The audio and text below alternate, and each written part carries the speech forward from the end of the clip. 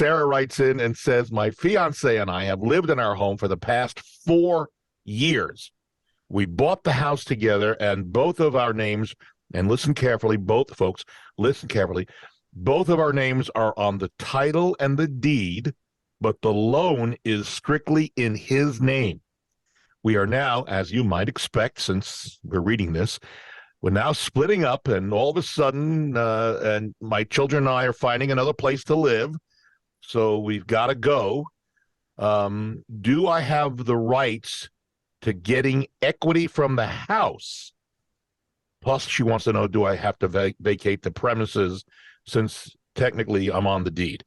So it seems like there's 2 questions here. Have you got them, Chuck? You're a good feel for them? Yeah.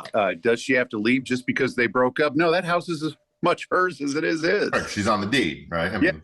Whether or not she's on the loan, that just puts her in a better position because she doesn't have to pay for it. Now, if it's not paid for, mortgage company will come and take it.